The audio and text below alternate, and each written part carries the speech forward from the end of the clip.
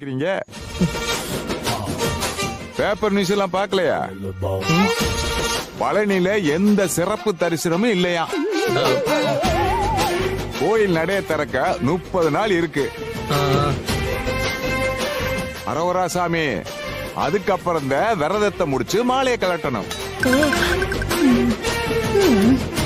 அப்படியே நீ மலைக்கு போயிட்டு வந்ததா ஆஞ்சநேயர் மலை ரெடியா இருக்குடி. இந்த வருஷம் முழுவதும் உனக்கு மாலை வேண்டி. மாமா, அரோகரா, பழனிமலை முருகனுக்கு அரோகரா.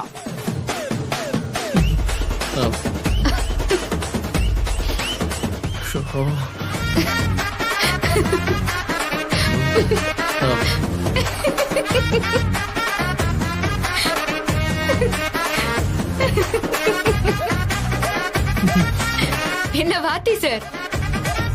தப்பு தப்பு தப்பு தப்பு தப்பு. அரோஹரா சாமி. ஏதோ சாமியா போய் ஆசாமியா வரதா சொன்னிய?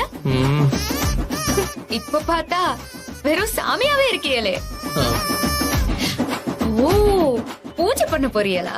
போங்க போங்க, போய் முருகனுக்கு பூஜை பண்ணுங்க. அரோஹரா. நான் அவர்களிடம் காட்டும் பணிவு 3 எழுத்து. ஐயோ, போதும் போதும், நிறுத்துறீங்களா? நீங்க யாரும் எதுவும் சொல்ல வேணாம். நீங்க யார் என்ன எழுதி கொடுத்தாலும் சொன்னாலும் நான் அதை பேச போறது இல்ல. அப்புறம்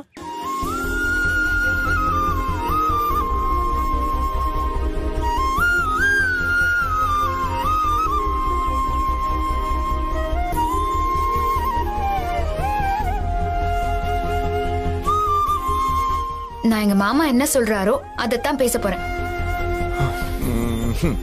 நான் இந்த பதவிக்கு நிக்கிறேன்னு சொன்ன போது எனக்கு ஒரு தெளிவு கொடுத்து என்ன நிப்பாட்டினாக. நான் இந்த பதவிக்கு சரியானவன்னு என்ன தேர்ந்தெடுத்த அவங்களே என்ன ஜெயிக்க வைப்பாக. என் மாமா கதிரேசன் அவர் மனசுல என்ன தோணுதோ அதத்தான் நான் வார்த்தையா சொல்ல போறேன். அந்த வார்த்தையில கோர்வை இல்லாம இருக்கலாம், அந்த வார்த்தையில அடுக்குமொழி இல்லாம கூட இருக்கலாம். ஆனா அந்த வார்த்தையில நெசம் இருக்கும், அந்த வார்த்தையில சுத்தம் இருக்கும். அவங்களோட எண்ணம் தான் என் வார்த்தை.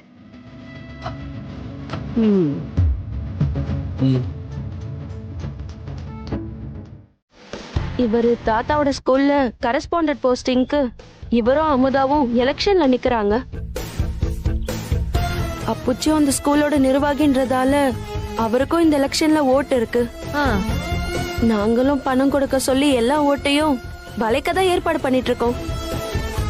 இருந்தாலும் இந்த விஷயத்துல நம்ம அசால்ட்டா இருந்துடக்கூடாது பாத்தீங்களா? இதுல மட்டும் நம்ம அவகிட்ட தோத்துறவே கூடாது. அப்புறம் இதை விட பெரிய அசிங்கம் வேற எதுவுமே இல்ல அனுமண்டி. எப்படியாச்சும் நம்ம அவளை தோக்கடிச்சுதான் ஆகணும். அதுக்கு எலெக்ஷன்ல விழ போற ஒவ்வொரு ஓட்டும் ரொம்ப ரொம்ப முக்கியம். அதனால அப்புச்சிய நீங்க ஓட்டு போட சொல்லணும். நாங்க சொன்னா பண்ண மாட்டாரு. எங்க மேல இருக்க கோவத்துல எங்க முகத்துல கூட முழிக்க மாட்டாரு. அதான் இந்த விஷயத்த நீங்க தான் பண்ணி முடிக்கணும். ஆமா, உங்க அப்பச்சி நான் சொன்னோனே அப்படியே கேட்டு கிழிச்சற மாதிரிதான். என் பேச்ச கேட்டிருந்தா இன்னைக்கு இம்புட்டு நிலைமையெல்லாம் வந்திருக்குமா? உங்களால முடியும் அண்ணமண்டி, உங்களால மட்டும்தான் முடியும். நீங்க ஒன்னும் இத சும்மா பண்ண வேண்டாம். ஏங்க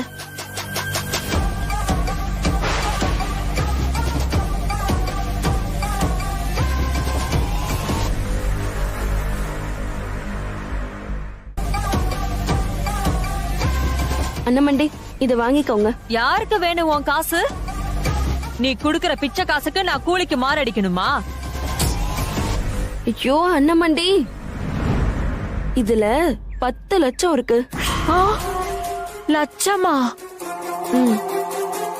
10 லட்சமா? இந்த 10 லட்சம் ரூபாய் காசு நீங்க பண்ண போற வேலைக்கு கூலிதான். இது ஆரம்பம் மட்டும்தான் அனுமண்டி. இதுல நாம ஜெயிச்சோம்னா பணம் நமக்கு கோடி கோடியா கொட்டும். ஐயோ, இன்னும் என்ன அனுமண்டி யோசிக்கிறீங்க? நீங்க கஷ்டப்படுறத பார்த்து நான் அப்படியே விட்டுருவேன் நினைச்சிட்டீங்களா? என்னைக்கு இருந்தாலும் நீங்க ஏன் ஆளு, உங்களை நான் கண்டிப்பா விட மாட்டேன். உங்களை மட்டும் இல்ல அனுமண்டி, உங்க அம்மா உங்க தம்பி யாரையுமே நான் விட மாட்டேன். பாவம், இப்ப அண்ணன் வேற ரோட்ல புடவை வித்துட்டு இருக்காரு. எல்லாமே சரியா நடந்துச்சுன்னா அவருக்கு திரும்ப அந்த ஜவுளி கடையை கொடுத்து அவர் வாழ்க்கைக்கு ஒரு வழி பண்ணிடுவோம். யோசிக்காதீங்க, திரும்ப நம்ம எல்லாரும் நல்லா இருக்க இது ஒரு ஆரம்பமா இருக்கட்டும். உமாவும் பழனியும் தான். வேற யாரு உங்க மக? அவங்கள எதுக்கு வீட்டுக்குள்ள விட்ட? வீட்டுக்கு எங்க வந்தாக? காய்கறி வாங்கும்போது ரோட்ல நின்னு பேசினாக. நீ எதுக்கு அவங்க கிட்ட எல்லாம் பேசுற? இது என்னடா வம்பா போச்சு? அவங்க வந்து பேசினா நான் என்ன பண்ணட்டும்? அப்படி பேசினாதான் இப்ப என்ன தப்பு? அவங்க யாரு? 1000 தான் இருந்தாலும் உங்க பொண்ணு தானே. தப்பு பண்ணிட்டா, பெரியவங்க நாம தான் மறப்போம் மன்னிப்போம் அப்படின்னு விட்டுட்டு போகணும். அவளுக்கு உங்களை விட்டா வேற யாரு இருக்கா? இப்ப கூட உங்க உதவி கேட்டுதா என்கிட்ட வந்து பேசினா. உமா மாமனாரோட அப்பா கட்டின ஸ்கூல்ல கரஸ்பாண்டன்ட் தேர்தல் வருதாம். அதுல உங்க மாப்பிள்ள பழனி தான் நிக்கிறாராம். அவ ஏதோ சொன்னா, நீங்களும் அந்த ஸ்கூல்ல நிர்வாகியாமே. அதான் உங்க ஓட்ட பழனி தம்பிக்கு போட சொல்லி என்கிட்ட வந்து சொல்லிட்டு போனா. நீங்க ஜெயிச்சிட்டிய வாத்தியாரே, ஜெயிச்சிட்டிய. நான் ஜெயிச்சது பெருசு இல்லாமதா, ஆனா என்ன ஜெயிக்க வச்ச நீ இன்னைக்கு ஜெயிக்கணும். அதான் ரொம்ப முக்கியம். ஆமா, நம்ம கண்டிப்பா ஜெயிக்கணும். இப்ப கூட அந்த பதவி வரணுங்கிறது என்னோட ஆசை இல்ல. அது கெட்டவங்க கைக்கு எப்பவுமே போயிடக்கூடாது.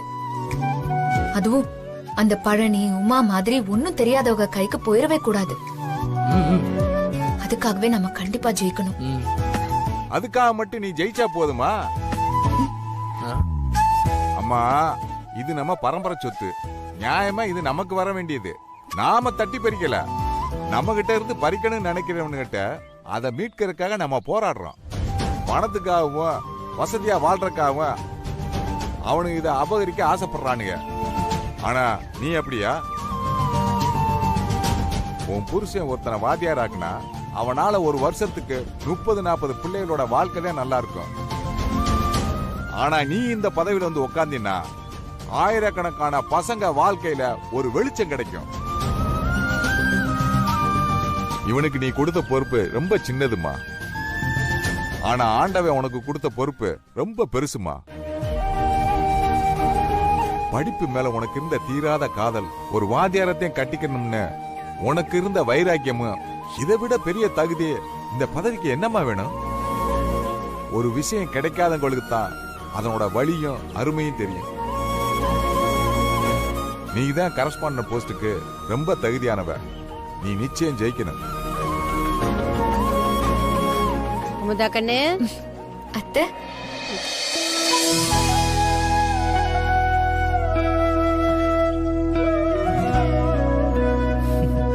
என் மருமக ஜெயிக்கணுங்கிறதுக்காக அந்த காசி விஸ்வநாதர் கிட்ட வேண்டிக்கிட்டு வந்தேன். அவரோட அருளும் மேல சாமியா இருக்கிற உன் மாமனாரோட துணையும் உன்னை நிச்சயம் ஜெயிக்க வைக்கும். நீ ஒன்னும் கவலைப்படாத அத்தா. நல்ல நேரம் முடியறதுக்குள்ள கிளம்பலாமா? சரிம்மா. ஒரு நிமிஷம்.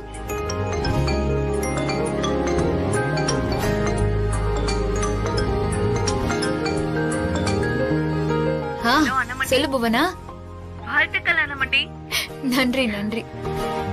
நானும் செல்வமும் அங்கதான் வரோம் அண்ணமண்டி. அப்படியா? ரொம்ப சந்தோஷம். வாங்க. நான் வைக்கிறேன். புவனாவும் செல்வாவும் வாழ்த்து சொன்னாங்க. நேர்லயும் காலேஜுக்கு வரதா சொல்லிருக்காங்க. நம்ம வீட்டுல எம்பிட்டு சந்தோஷமான தருணம் வந்துட்டு போனாலும் நம்ம எல்லோரோட சந்தோஷமும் என்னன்னா, செந்தில் வாத்தியார்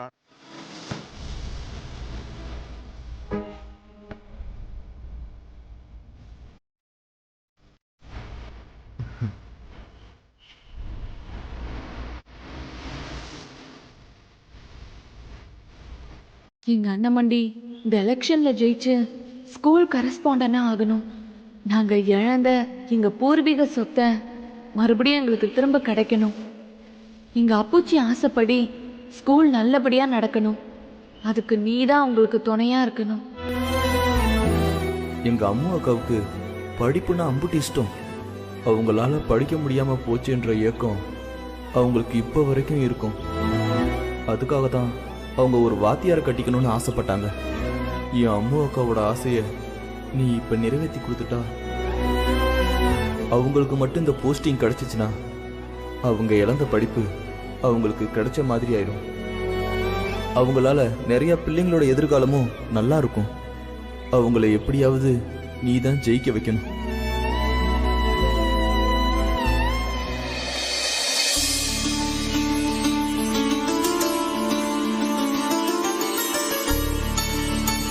போலாமா?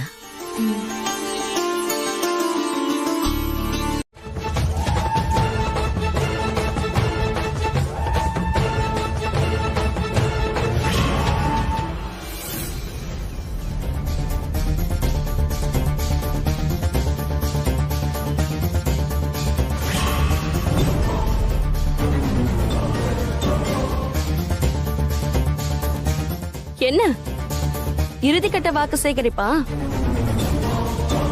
நீ என்ன குட்டிக்காரனும் போட்டு ஓட்டு கேட்டாலும் ஒரு பையன் ஓட்டு போட மாட்டான்.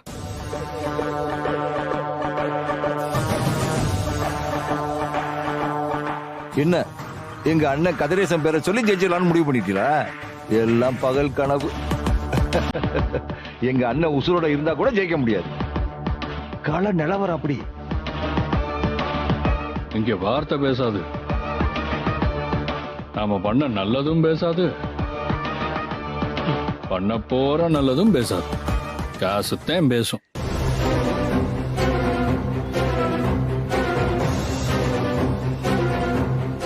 அது ஏற்கனவே நிறைய பேசிருச்சு. இனி நீங்க ஒண்ணும் கழிக்க முடியாது. பணம் தான் இன்னைக்கு பதவியை முடிவு பண்ணும். அது இருந்தா போதும். காசு இருந்தா எதை வேணா வாங்கிடலான்னு நினைக்காதீங்க. காசு எம்புட்டு கொட்டி இருந்தாலும் சில விஷயங்களை நம்மளால வாங்கவே முடியாது.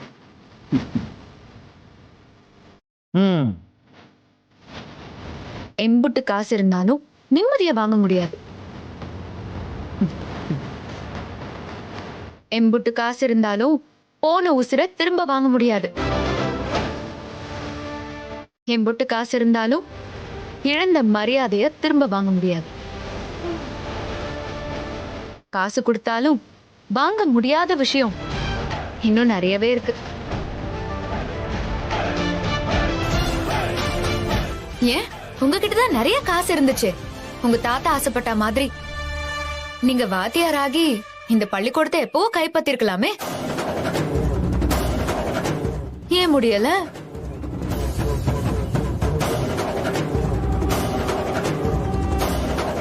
உங்ககிட்டதான் காசு இருக்கே. நீங்க நினைச்சிருந்தா என் புருஷனை வாத்தியார் ஆக விடாம தடுத்திருக்கலாமே. ஏன் முடியல?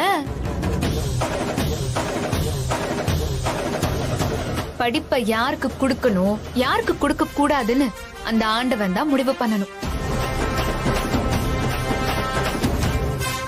காசு இருந்தா கோவில்ல வேணா சிறப்பு தரிசனம் பண்ணலாம். பள்ளியோட தரம் இப்போ எப்படி இருக்கோ அதை விட கீழே தான் போகும். கட்டட கட்டமைப்பு மேம்படாது. பசங்களுக்கு முறையான வசதி எதுவும் கிடைக்காது. அப்படியே அடுக்கடுக்கா சொல்லிக்கிட்டே போலாம்.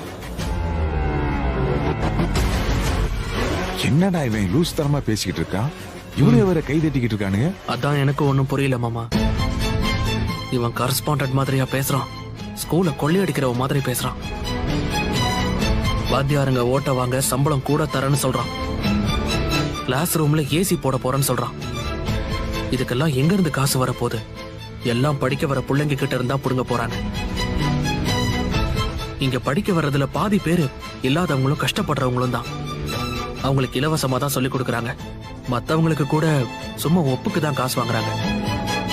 அதுவும் ஸ்கூல் ரன் பண்ணணுமேன்னு. அதை கெடுத்து மொத்த பேரையும் ஸ்கூல் பக்கம் வரவிடாம பண்ணிடுவான் போல. ஏன் ஏசி போட்டாதான் படிப்பு வருமா? அதானே, தெருவழக்குல படிச்சவங்க கூட பெரிய ஆளா இருக்காங்களே. அதெல்லாம் படிச்சவங்களுக்கு தான் மாமா தெரியும். இவன் தான் கொள்ளை அடிக்கணும்னு வந்திருக்கான். இவனுக்கு என்ன தெரியும்? நம்ம என்னத்த சொல்றது மாப்பிள்ள, எல்லாம் தலையெழுத்து. கல்வி இன்னைக்கு சாதாரணமா போச்சு. பள்ளிக்கூடம் நடத்துறதே எல்லாருக்கும் விளையாட்ட போச்சு. என்னமோ அவல் பொறி வியாபாரம் மாதிரி யார் வேணாலும் எடுத்து பண்ணலாம்னு நினைக்கிறாங்க. அந்த தகுதியெல்லாம் இதுக்கு தேவையே இல்லைன்னு நினைக்கிறாங்க. நாம ஒரு விஷயத்தை சரியா செய்யணும்னா நமக்கு அந்த விஷயத்தை பத்தின அறிவு கொஞ்சமாவது இருக்கணும். ஆர்வம் மட்டும் பத்தாது. படிச்ச நானும் படிக்காத அந்த அமுதாவும் ரெண்டு பேரும் ஒண்ணா?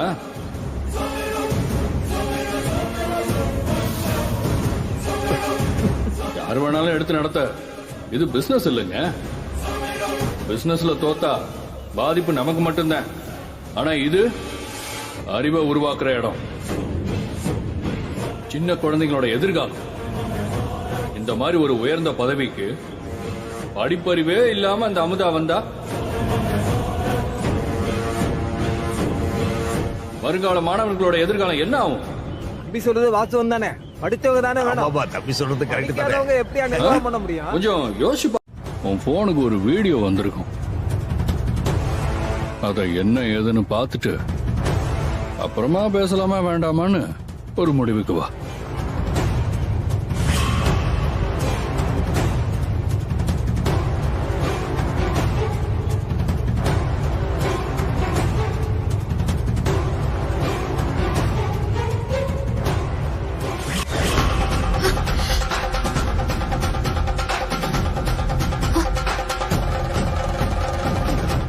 அப்படி போன்ல இருக்கு.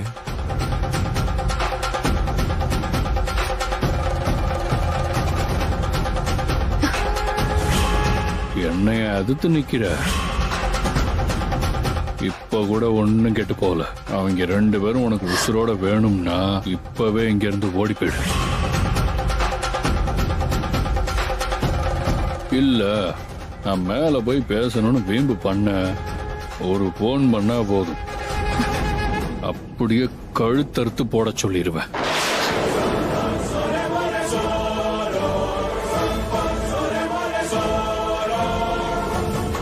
என்ன என்ன சொல்ற? ஓ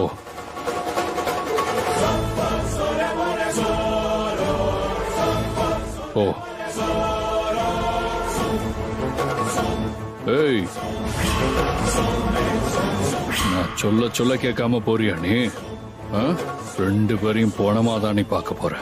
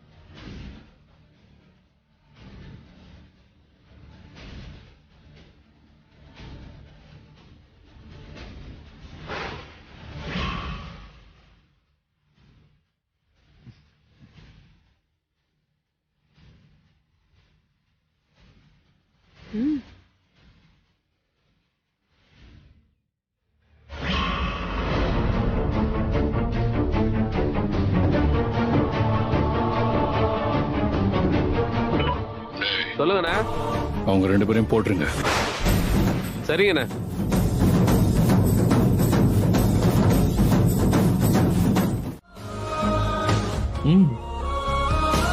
எத்தனையோ ஏழை பிள்ளைங்க வீட்டுல கல்விங்கிற ஒரு விளக்க ஏத்துறதுக்காக இது ஒரு வாய்ப்பா நினைச்சுதான் இந்த பதவிக்கு நான் போட்டிடுறேன்.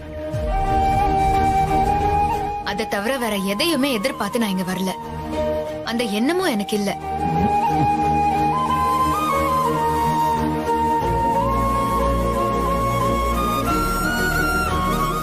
பசியோட இருக்கிறவனுக்கு தான் சாப்பாடோட அருமை நல்லா தெரியும்னு சொல்லுவாங்க. படிச்சவங்களை விட படிக்க முடியாம போனவங்களுக்கு தான் அந்த படிப்போட அருமை நல்லாவே தெரியும். அன்னைக்கு என் குடும்பம் இருந்த சூழ்நிலையில என்னால 3ஆவதுக்கு மேல படிக்க முடியாம பள்ளிக்கூடத்தை திரும்ப மிதிக்க முடியாம போயிருச்சு.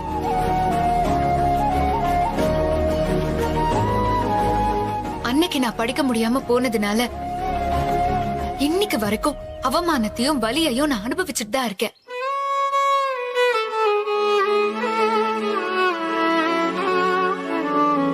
எனக்கு ஏற்பட்ட மாதிரி பாதிப்பு இன்னொரு அமுதாவுக்கு ஏற்படக்கூடாது. ஏன் இந்த சமுதாயத்துக்கே ஏற்படக்கூடாது. படிக்கணும்னு ஆசைப்படுற எந்த ஒரு புள்ளையும் படிக்க முடியாம போகிற சூழ்நிலை உருவாக விடக்கூடாது. அதை எப்படியாச்சும் தடுத்து படிக்கணும்னு நினைக்கிற வசதி இல்லாத பிள்ளைகளுக்கு வாய்ப்பை ஏற்படுத்தி கொடுத்து அவங்க ஆசையை நிறைவேற்றணும். அதுக்காக தான் நான் இந்த இடத்துல வந்து நின்னு இருக்கேன். அவங்களுக்காக மட்டும்தான். இந்த பள்ளிக்கூடத்தை பத்தி பழைய ஆளுக உங்களுக்கு நல்லாவே தெரியும். அந்த காலத்துல இங்க பாதிக்கு மேல வசதி இல்லாத ஏழை பசங்க தான் படிச்சாங்க. ஆனா இன்னைக்கு இந்த பள்ளிக்கூடம் எப்படி மாறி போச்சுன்னு உங்க எல்லாருக்கும் நல்லாவே தெரியும். இன்னைக்கு ஒரு சாதாரண வீட்டு பையன் இந்த பள்ளிக்கூடத்துல வந்து படிக்க முடியுமா? அதுக்கான சூழ்நிலை இங்க இருக்காங்கிறது கொஞ்சம் யோசிச்சு பாருங்க.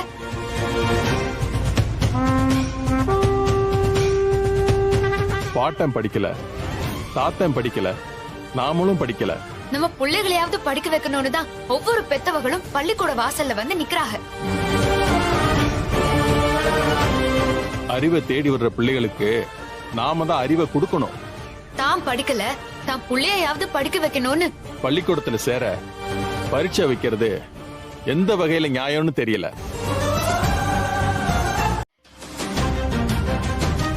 படிப்பறிவே இல்லாத இவ பசங்க சம்பந்தப்பட்ட படிப்பை எப்படி யோசிப்பா? அவங்க எதிர்காலம் என்ன ஆகும் தானே? வேற நாட்டுல இருக்கிற இல்ல வேற மாநிலத்துல இருக்கிறவங்க கூட இந்த கேள்வியை யோசிக்கலாம். ஆனா நம்ம தமிழ்நாட்டு மக்களுக்கு இந்த கேள்வி மனசுல இருக்கவே கூடாது. இன்னைக்கு பட்டி தொட்டி எல்லாம் பள்ளிக்கூடம் இருக்குன்னா, அடிப்படை வசதி இல்லாத ஊர்ல எல்லாம் பள்ளிக்கூடம் இருக்குன்னா, கரண்ட் வசதியே இல்லாத ஊர்ல எல்லாம் பள்ளிக்கூடம் இருக்குன்னா, அதுக்கு எல்லாத்துக்கும் காரணம் ஒரே ஒருத்தர் தான். அதுவும் பெருசா அவங்க பள்ளிக்கூடம் பக்கம் எல்லாம் போகாதவங்க தான். அம்புட்டு பிள்ளைகளுக்கும் கல்வி அறிவை கொடுத்தவரு. அவர் யாருன்னு நான் சொல்ல வேண்டிய அவசியம் இல்ல. படிச்சு படிக்காத எல்லாருக்குமே அவங்க யாருன்னு நல்லாவே தெரிஞ்சிருக்கும். கல்வினாலே நமக்கு ஞாபகம் வர முத பேரு அவங்க பேர் தான். இருந்தாலும் அவங்களோட பேரை இந்த சபையில சொல்றத நான் ரொம்ப பெருமையா நினைக்கிறேன். அவங்கதான் கரும வீரர் காமராஜர் ஐயா.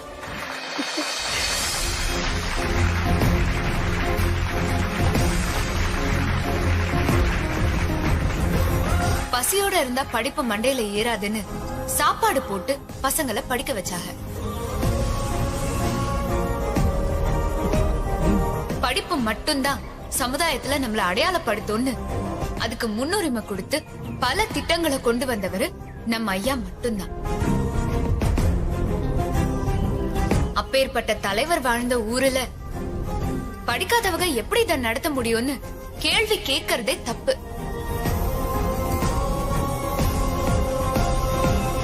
தன்னோட வாழ்க்கையை இதுக்காகவே அர்ப்பணிச்சு வாழ்ந்தாங்களோ அதே வழிய நானும் பின்பற்றுவேன்.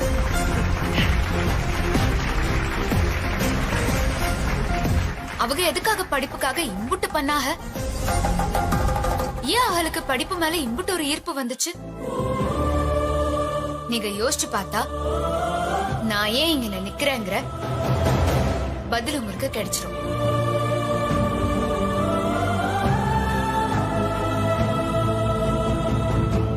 எல்லா பிள்ளைகளுக்கும் படிப்பை கொண்டு போய் சேர்க்க வேண்டிய கடமை நம்ம எல்லாருக்குமே இருக்கு. அதுக்கு நீங்களும் துணையா இருக்கணும். காசு என்னைக்குமே கல்விக்கு ஒரு தடையா இருக்கவே கூடாது.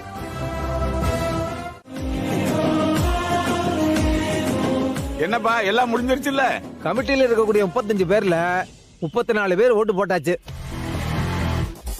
இன்னும் ஒருத்தர் மட்டும் தான் ஓட்டு போடணும். அவரும் இப்ப வரைக்கும் வரல. வர்றதாவும் எந்த தகவலும் சொல்லல. நமக்கு 34 பேர் ஓட்டு போட்டிருக்காங்க. மிச்சம் இருக்கிற ஒரு ஓட்டு எதுவும் பண்ணிட போறது இல்ல. அதனால நம்ம காலம் தாழ்த்திட்டு இருக்க வேண்டிய அவசியம் இல்ல. அதனால நம்ம ஏன் காலம் கடத்திக்கிட்டு இருக்கணும்? இப்பவே பெட்டியை பிரிச்சு ஓட்டை எண்ணி யாரு ஜெயிச்சாங்கிறத அறிவிச்சிடலாமா? அதான் 34 பேர் ஓட்டு போட்டாங்கல்ல, அப்புறம் என்ன எண்ணிட வேண்டியதானே? சரிங்கய்யா, அப்படியே பண்ணிடலாம். யார் அதிக ஓட்டு வாங்குறாங்களோ அவங்க தான் கரஸ்பாண்டன்ட். சரிதானே? அப்புறம் என்ன எண்ணிருங்க. ஆட்டுங்க தம்பி, அத கொஞ்சம் எடுப்பா.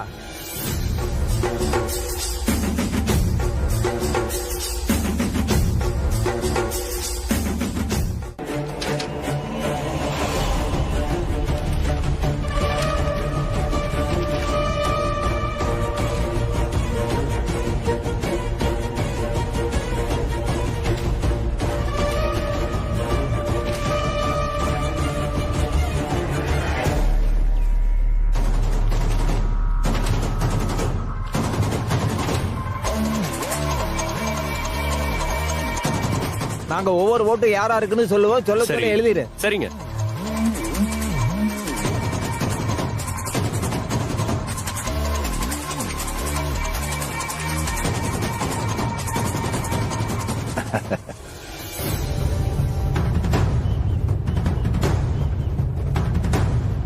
பழனி,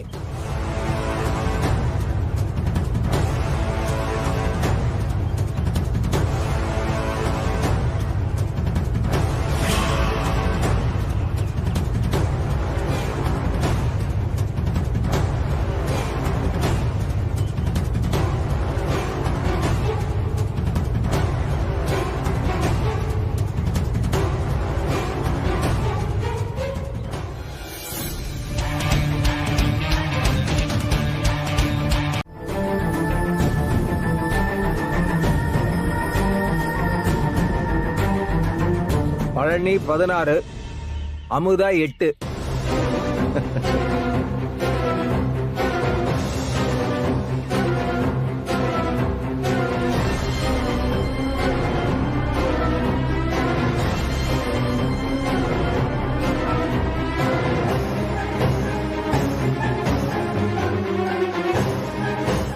அமுதா 15, பழனி 16. பழனி 17. பாத்தியா பழனி? அப்படியே வரிசையா கொஞ்சம் கொஞ்சமா ஏறும்.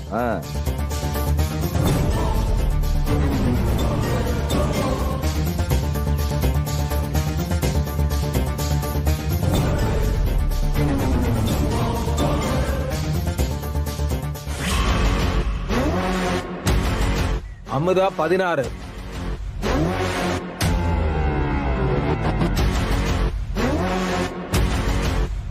இது கடைசி ஓட்டு.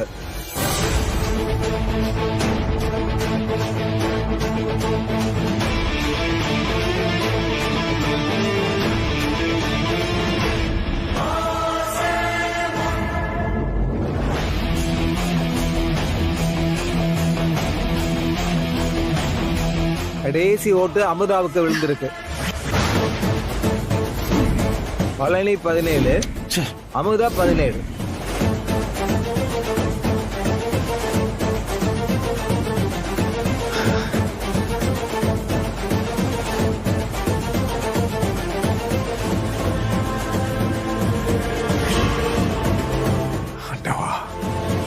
நான் இதை கொஞ்சம் கூட எதிர்பார்க்கல பழனி. என்ன இப்படி ஆயிருச்சு? 2 பேரும் சமமா ஓட்டு வாங்கியிருக்காங்க.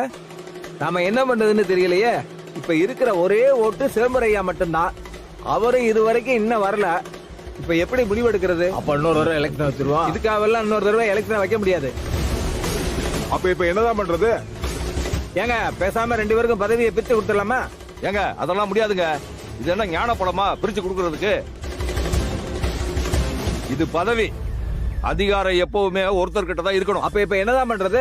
என்ன பண்ணலாம்னா 2 பேர்ல அதிகம் படிச்சது நான் தான். அந்த தகுதியை வச்சு எனக்கு முன்னுரிமை கொடுக்கலாம். அதுவும் சரிதான். அது எப்படிங்க? இந்த தேர்தலுக்கு இதுதான் தகுதின்னு நீங்க எதுவும் சொல்லவே இல்லையே. அப்படி இருக்கும்போது இப்ப எப்படி தகுதி அடிப்படையில பதவி கொடுப்பீங்க? அப்பா, நான் ஒரு இடத்துக்கு 4 இடம் அலைவேன்.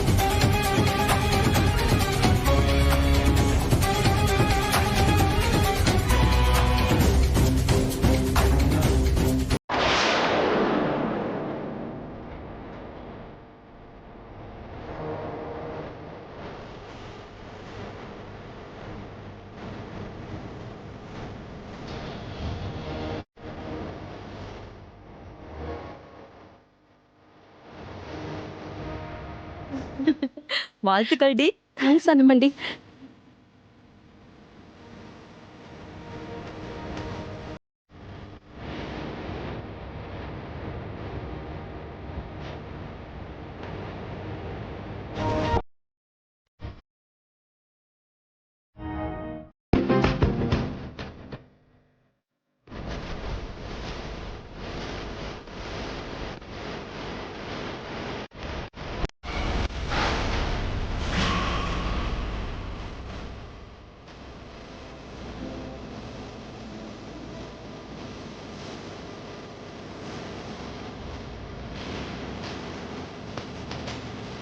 அப்புறம் என்ன, ஐயா தான் ஓட்டு போட்டாங்களே, பெட்டியை திறந்து பார்த்து நாம ரிசல்ட் எண்ணிடலாமா?